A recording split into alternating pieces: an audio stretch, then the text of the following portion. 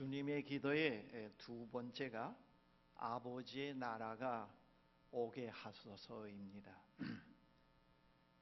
하나님의 나라는 독일어 현대어 번역에 보면은 새 세계 또 새 세상으로 묘사되어 있습니다.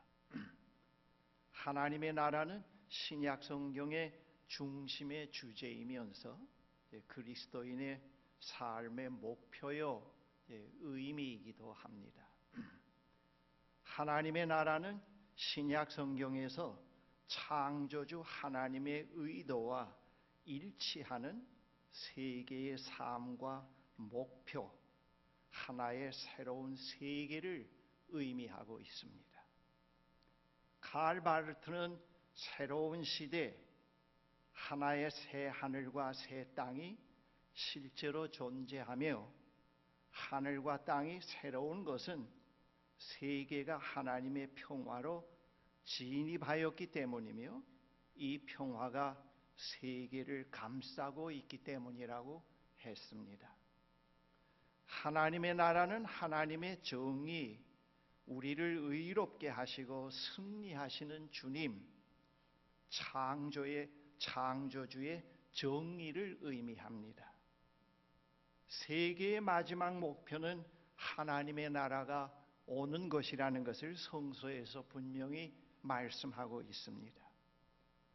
아버지 나라가 오게 하소서라고 하는 기도는 분명히 우리의 가능성을 넘어서는, 그러면서 성취를 늘 새롭게 바라보면서 드리는 기도입니다. 우리는 그 나라에서 이루어지는 해방, 그것에서 이루어지는 승리, 그것에서 성취되는 화해와 갱신을 마음에 그리면서 이 기도를 드리게 됩니다. 하나님의 나라는 우리의 의지와 능력과는 전혀 무관하게 다가오고 있습니다. 이 나라가 오는 것은 오로지 하나님의 의지와 활동의 결과인 것입니다.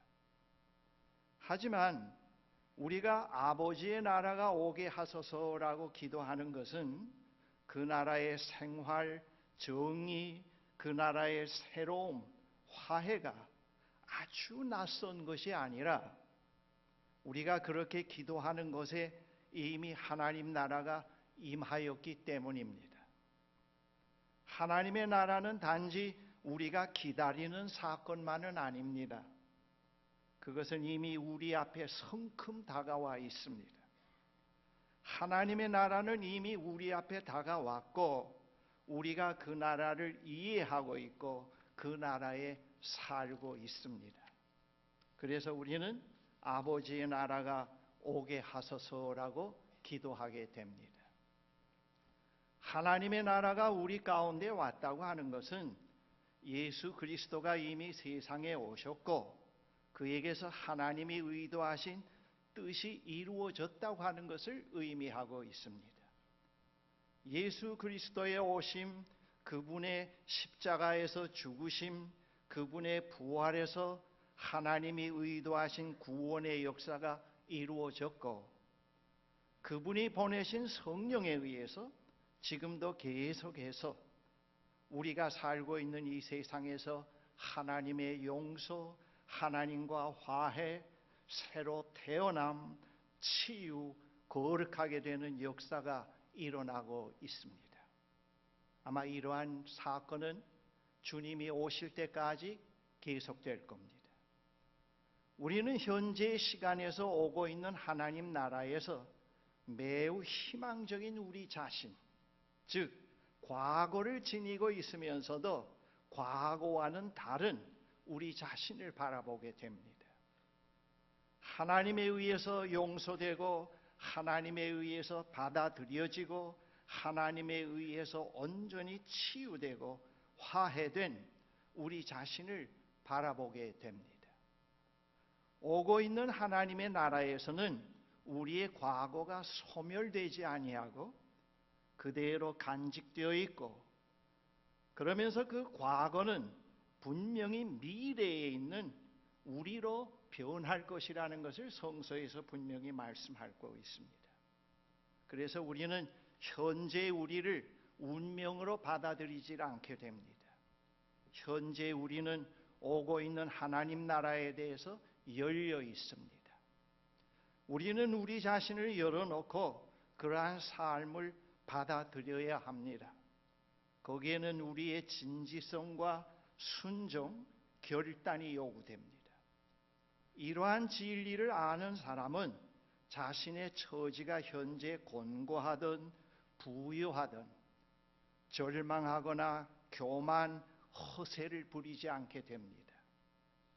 항상 두렵고 떨리는 마음으로 믿음과 희망, 사랑으로 살아가게 됩니다. 여러분, 저 개인의 국한에서 이것을 좀 더 말씀드린다고 하면은 제가 벌써 인생으로 70을 맞이했습니다. 지금 현재 하나님 나라 가운데 제가 있습니다. 지난 날을 돌이켜보면서 현재에서 지난 날을 돌이켜볼 때 지난 날의 잘못된 것, 상처, 저의 살아온 임용수라고 하는 한 인간의 모습이 그대로 있습니다.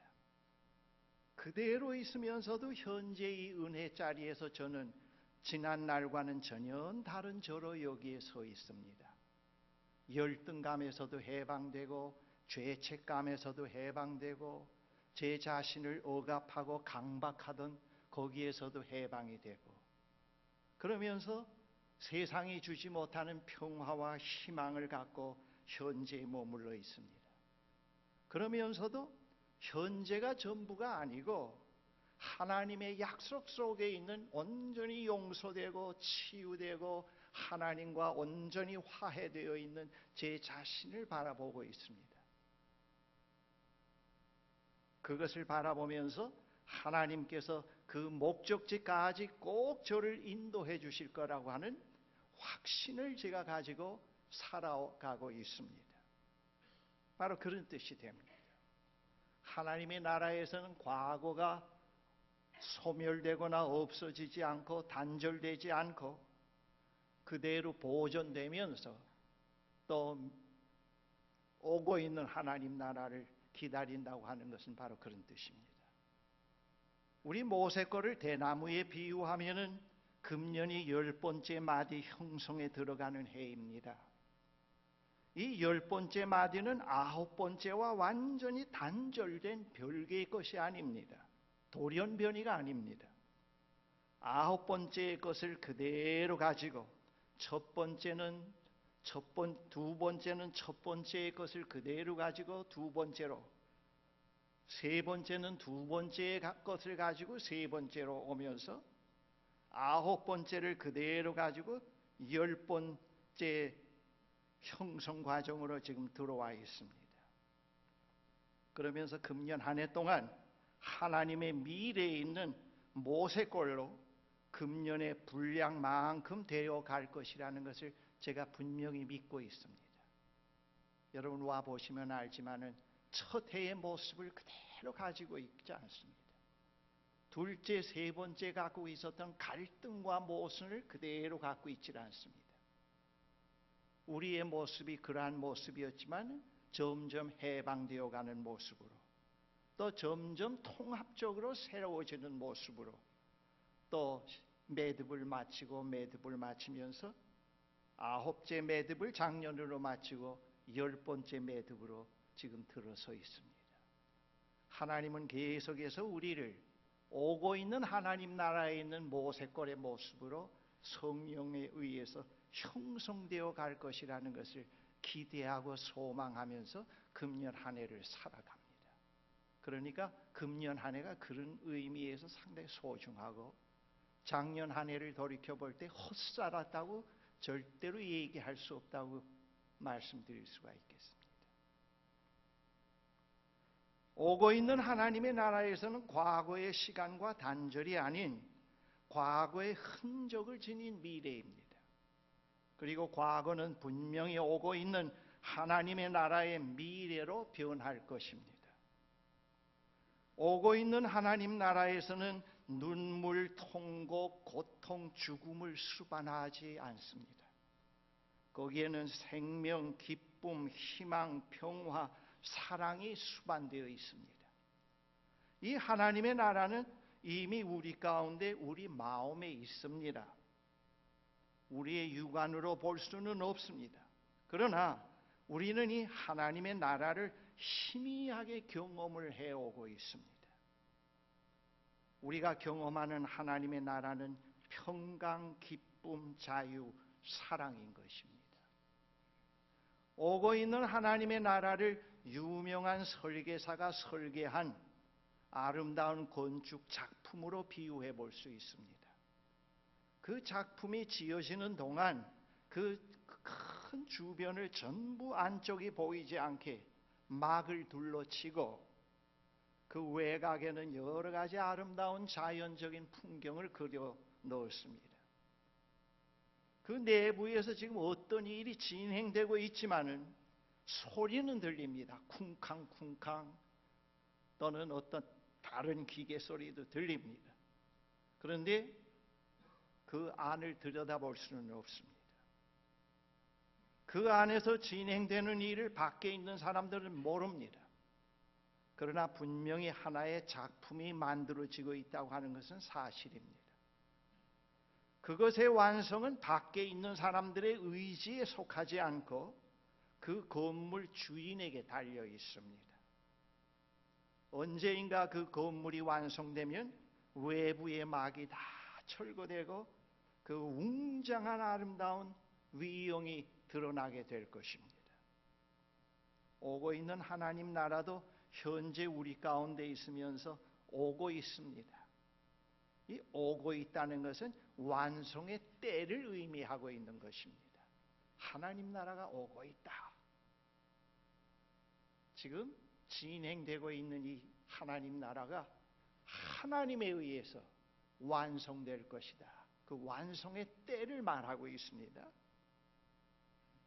언제인가 하나님께서 정한 시간에 그 전모가 드러날 것인데 그 나라는 이미 예수 그리스도의 부활에 숨겨져 있습니다. 그래서 이 부활을 우리가 단지 죽었다 살아나는 것으로만 이해하면 안 되고 이 부활 속에는 완성될 하나님 나라의 전모가 숨겨져 있다는 것을 우리는 늘 생각해야 됩니다. 그러지 않으면 기독교 복음이 새로운 패러다임으로 변형되어 갈 수가 없습니다. 마지막 때에 그 전모가 드러날 것입니다. 우리가 살고 있는 이 현실 세계에서 이루어지는 역사, 문화는 오고 있는 하나님 나라의 그림자에 불과합니다. 이 현실에서 복지국가, 인간의 삶의 의미를 더 북돋아주고 고양시켜주는 문화, 예술, 자신의 사리사욕을 넘어서서 삶의 의미와 행복을 서로 공유해가는 기업의 정의, 정의로운 정치, 참된 사람이 되게 하는 교육, 제도, 화목한 가정 등은 모두 오고 있는 하나님 나라의 희미한 그림자에 불과합니다. 그 자체가 하나님 나라의 실체는 아닙니다. 그러나 우리는 그 그림자를 바라보면서 많은 힌트를 얻게 됩니다. 아, 하나님 나라가 이런 것과 같겠구나. 하나님 나라가 이렇게 아름답겠구나. 그렇게 우리가 거기서 많은 힌트를 얻게 됩니다. 우리는 이 현실에서 하나님의 나라의 실제를 보지는 못합니다. 고린도전서에 있는 말씀과 같이 지금은 우리가 거울로 영상을 보는 듯이 희미하게 보지만은 그때에는 얼굴과 얼굴을 마주하여 볼 것입니다. 우리는 오고 있는 그 나라를 희망 가운데서 기다리면서 아버지의 나라가 오소서라고 기도하게 됩니다. 아버지의 나라가 오게 하소서라는 기도에는 이미 그리스도에게서 성취된 하나님 나라의 그림자를 우리가 간직하고 경험해 가면서 한편으로는 오고 있는 하나님 나라의 빛 가운데서 그 원형을 마음에 그리면서 드리는 기도입니다. 우리는 오늘과 내일에 희망이 없다면은 아버지의 나라가 오게 하소서라고 하는 기도는 거의 불가능합니다. 있을 수 없습니다. 우리가 살고 있는 이 세계에서 오고 있는 하나님 나라의 그림자를 전혀 볼 수 없고, 그런 그림자의 흔적이 전혀 없고, 전쟁, 질병, 죽음, 어둠의 권세자들의 행패, 생명의 파괴, 생명체가 살 수 없는 파괴된 자연 환경이 현재의 전부이며 인류 미래의 전부라고 하면은 우리는 살아야 할 이유가 아무것도 없는 것입니다.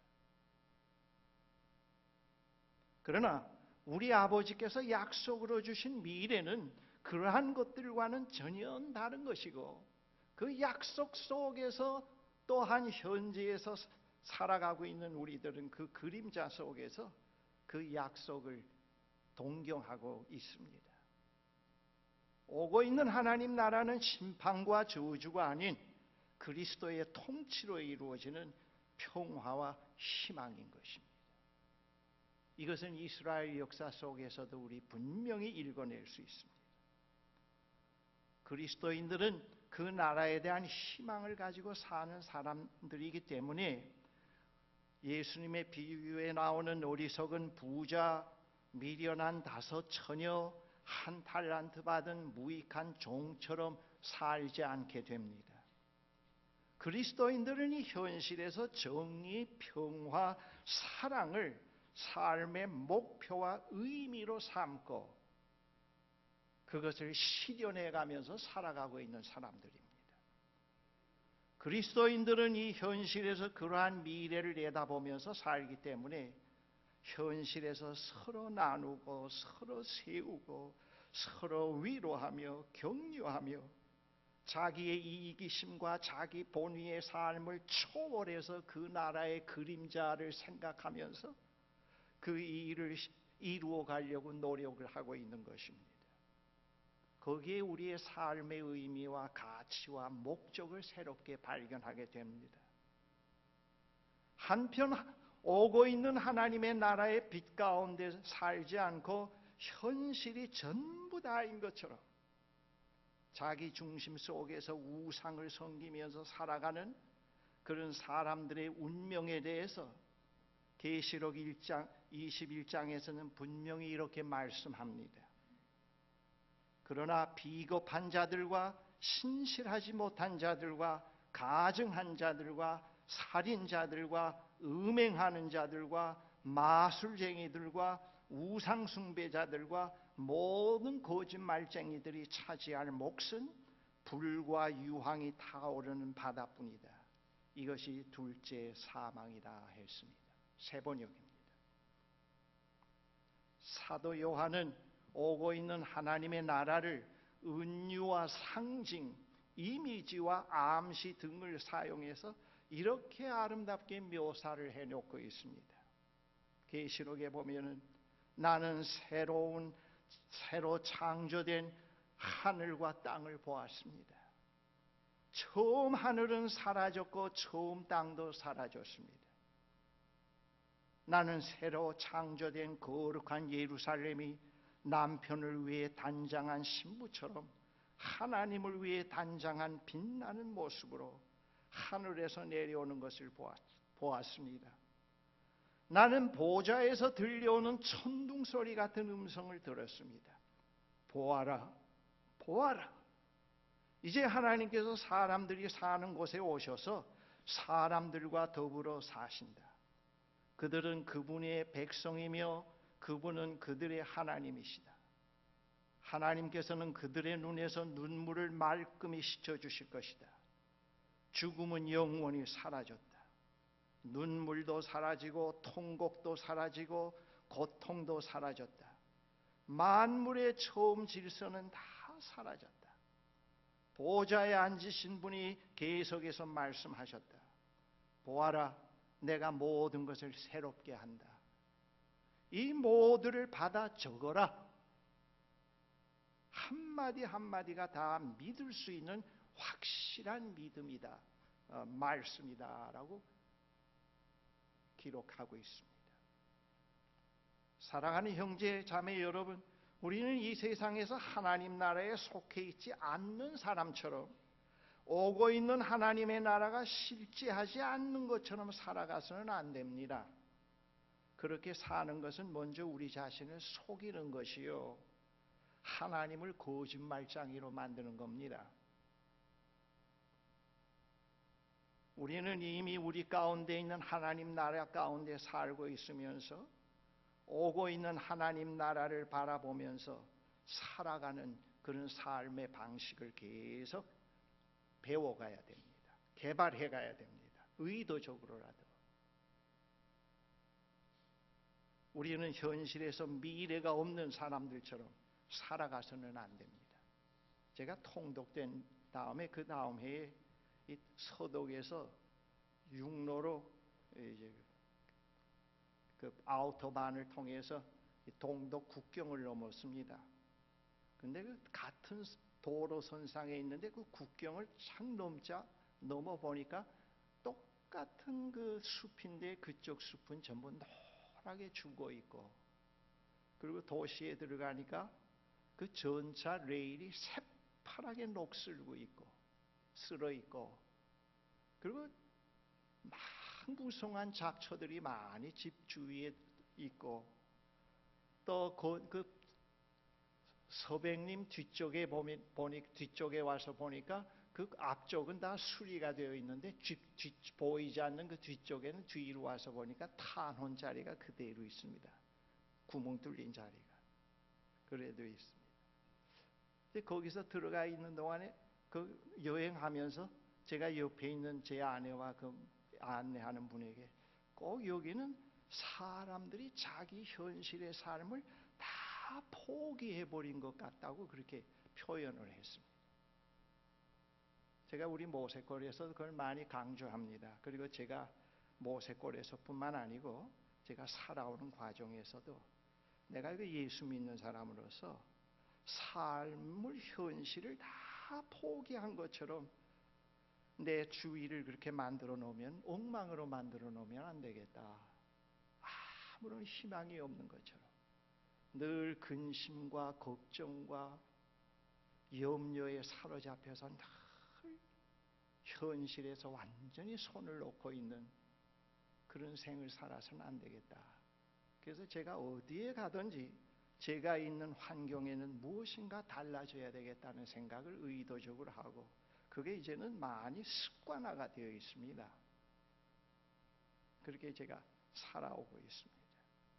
우리 그리스도인들은 현실 속에서 그 나라가 오고 있지 않는 사람처럼 살면 안 됩니다. 돈을 우상으로 섬기고 자기 욕심만 부리고 늘 시기하고 질투하고 미워하면서 교회 와서는 복만 달라고 빌고, 기업을 하면서도 자기 욕심만 채우고 나눔이 없고 서로 함께하는 사람들에게 의미를 주지 못하고 구두쇠처럼 살고, 그러면 그 기독교인이라고 얘기하기는 참 어렵습니다. 저 사람이 정말 현재 와 있는 하나님 나라에 있고 있는가, 저 사람이 오고 있는 하나님 나라의 원형을 바라보면서 희망 속에서 저 일을 해가고 있는가 의심해 보게 됩니다.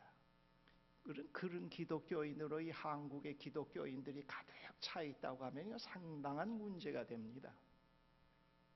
상당히 문제가 됩니다.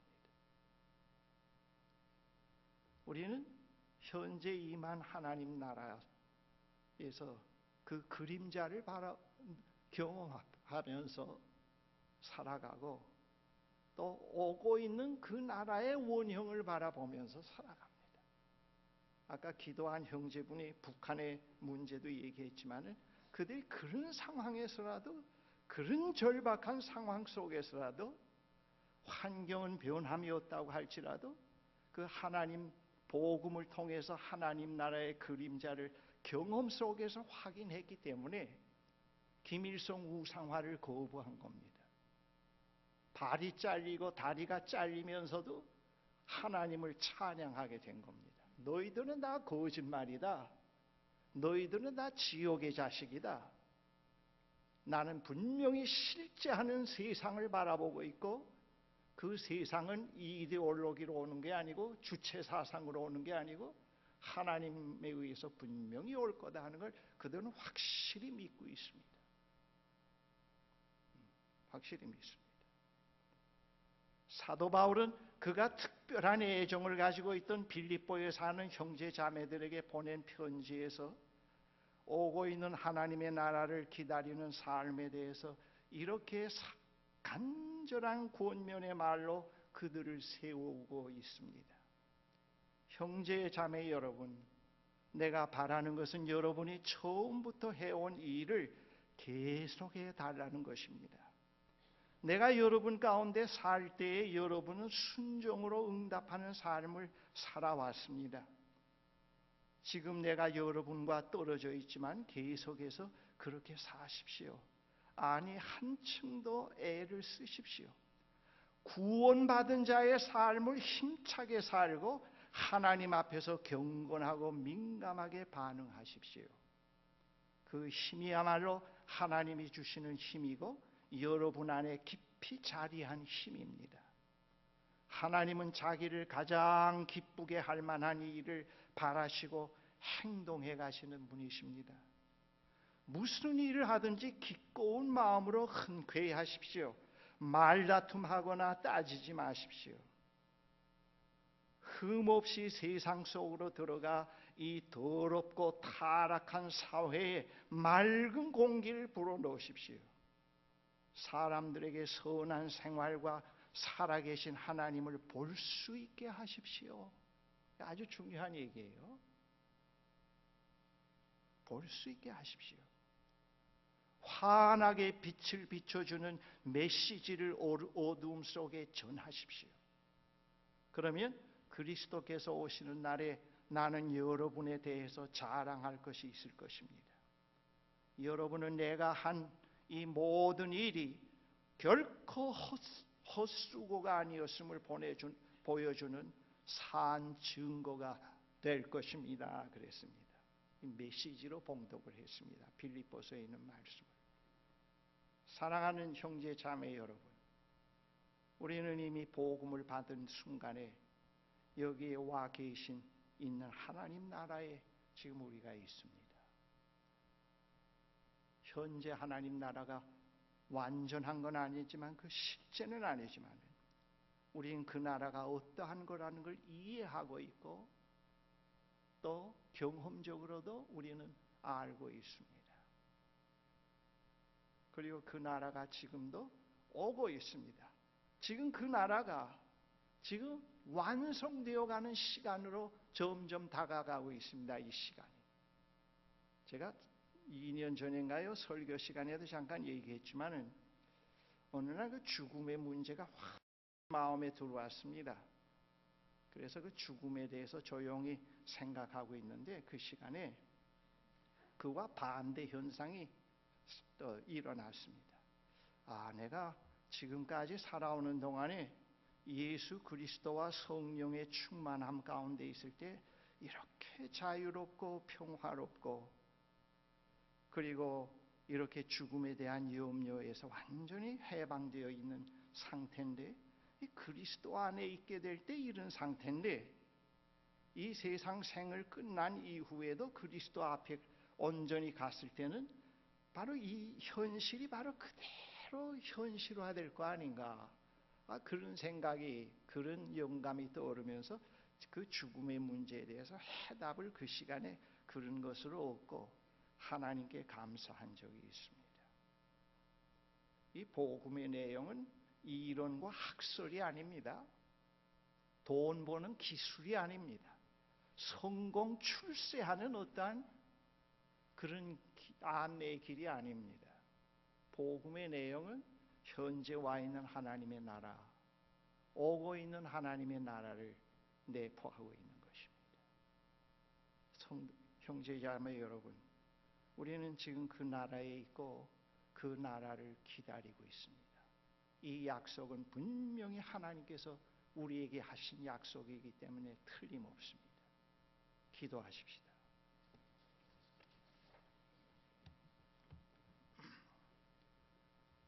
사랑의 하나님, 참으로 감사합니다. 우리들에게 허락하신 이 복음, 이 하나님의 나라, 정말 하나님의 나라는 여기 있다 저기 있다 할 수 없습니다. 우리 안에 있고 우리 가정에 있고 우리 직장에 있고 우리 교회에 있고 우리 사회에 있습니다.